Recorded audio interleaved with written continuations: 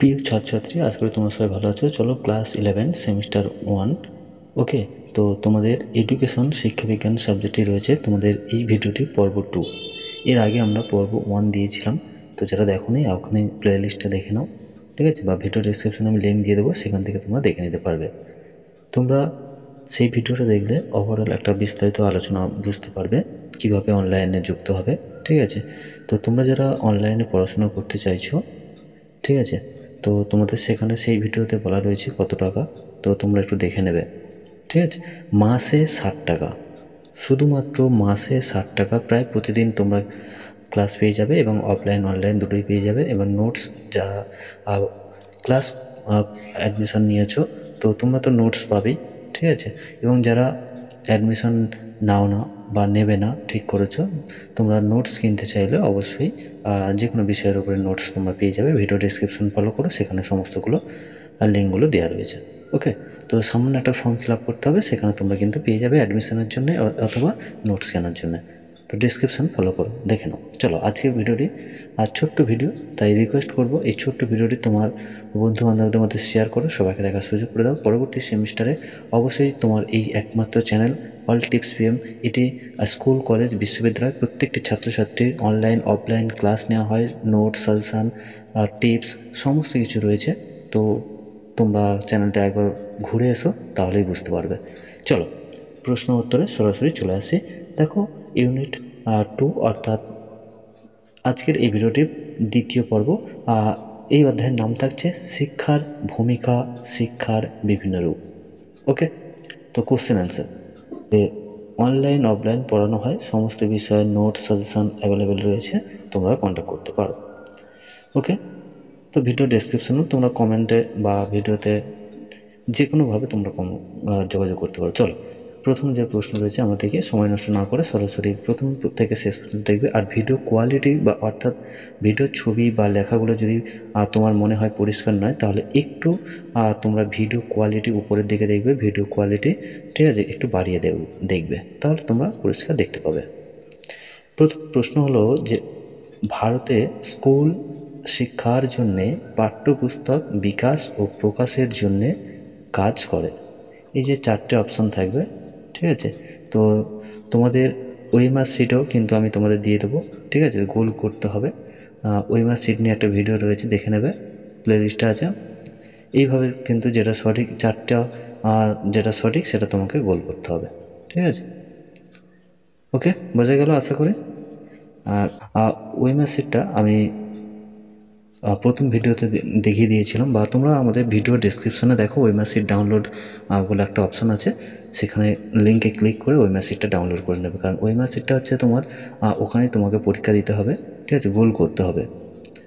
ওকে, তাহলে এখানে সঠিক অ্যান্সার কী হবে, আমি তোমাদের অ্যান্সারটা করে দিলাম। দেখো,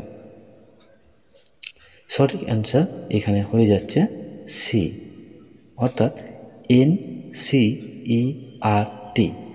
নেক্সট কোশ্চেন,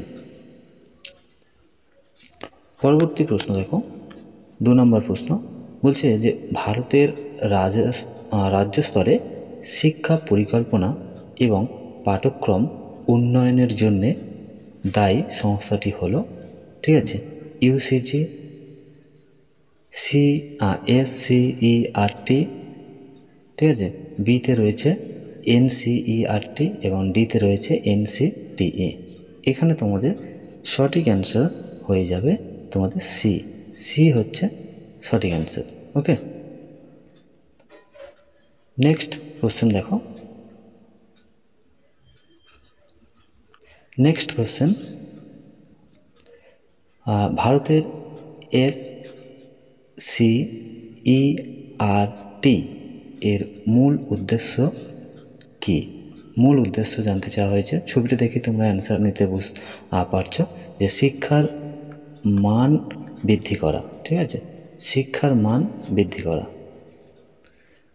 ওকে, তো তোমরা এই পিডিএফটি বা এই লেখাটা বা এই নোটটা তোমরা টেলিগ্রামে পেয়ে যাবে, ঠিক আছে, টেলিগ্রামে যুক্ত হয়ে যাও।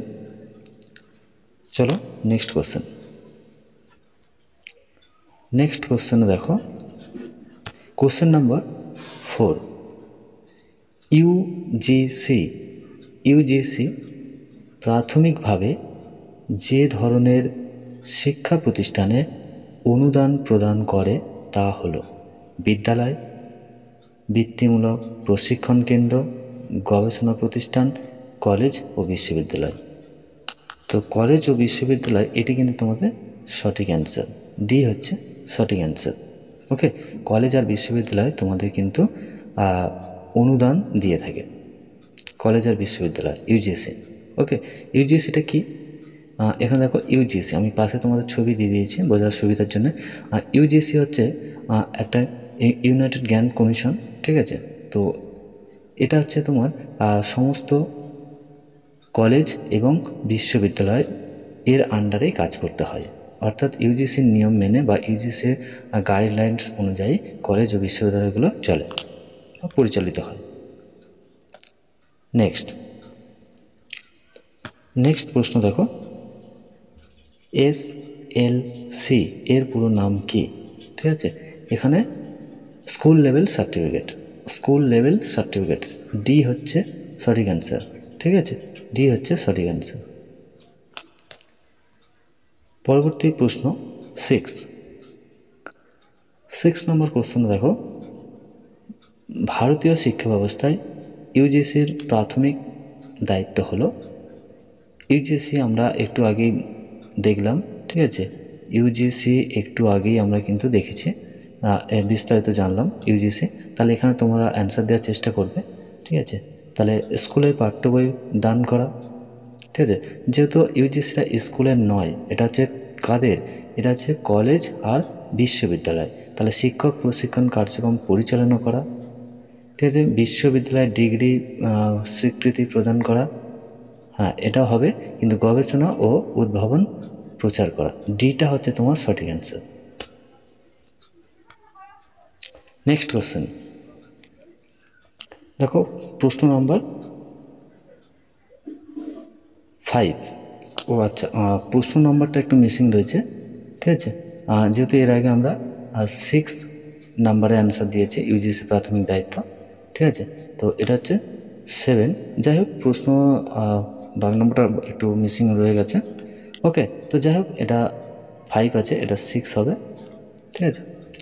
7 হবে, যেহেতু আমরা 6 অ্যান্সার দিয়েছি, তাই না?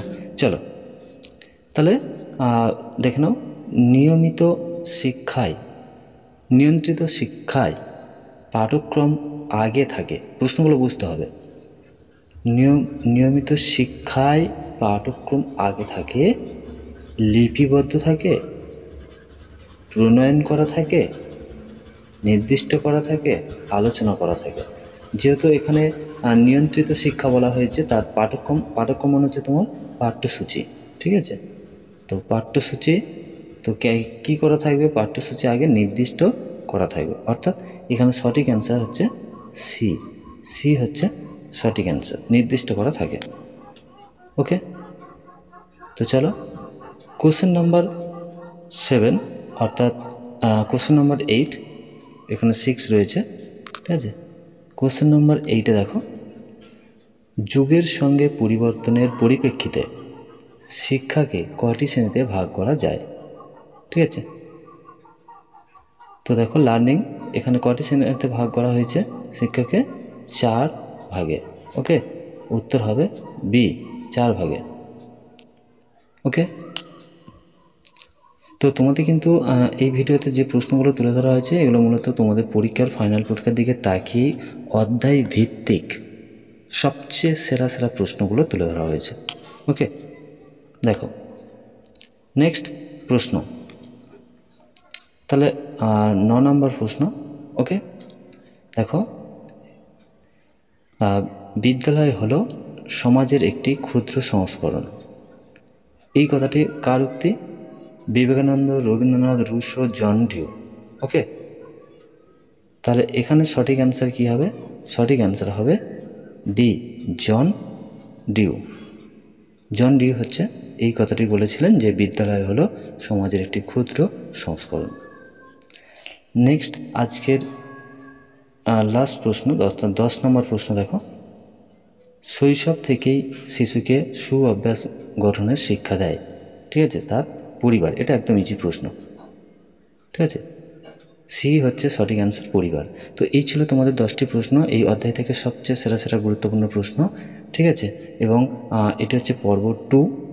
ঠিক আছে, তো এটা হচ্ছে পর্ব 2। ঠিক আছে, নেক্সট ভিডিও অবশ্যই পর্ব 3 আসবে, কারণ তোমরা পরবর্তীতে দেখতে থাকো। চ্যানেলটি সাবস্ক্রাইব করে পাশে ঘন্টা অল সিলেক্ট করে রাখবে, সবার আগে ভিডিও তোমার কাছে পৌঁছে যাবে। তো নোটস প্রয়োজন হলে বা অনলাইনে যুক্ত হতে চাইলে, ক্লাস করতে চাইলে অবশ্যই ভিডিও ডেসক্রিপশন ফলো করো। তোমরা যদি যুক্ত হও তাহলে তোমাদেরকে হোয়াটসঅ্যাপ গ্রুপে অ্যাড করা হবে। হোয়াটসঅ্যাপ গ্রুপে তোমরা ক্লাস করতে পারবে, ইউটিউবে ক্লাস করতে পারবে, রেকর্ডিং ভিডিও থাকবে, এছাড়াও গুগল মিট থাকবে, ক্লাসরুম থাকবে। ঠিক আছে, বিভিন্ন তুমি সব জায়গাতেই পরিষেবা থাকবে, তোমার যেটা প্রয়োজন তুমি সেটাতেই ক্লাস করতে পারবে। ঠিক আছে, তো এই ছোট্ট ভিডিওটি অবশ্যই একটু শেয়ার করবে, বন্ধুদের সবাইকে দেখার সুযোগ করে দেবে। আর সিলেবাস সমস্ত বিষয়ের উপরে, সমস্ত বিষয়ের উপরে তোমাদের নোটস রয়েছে, ক্লাস রয়েছে, তোমরা একটু দেখে নেবে। ঠিক আছে, তো ভিডিওটি এখানে শেষ করছি। সবাই ভালো থাকো, সুস্থ থাকো, আর পড়াশোনার মধ্যে থেকে সর্বদা অল টিপস চ্যানেলের সঙ্গে জুড়ে থেকো। ধন্যবাদ।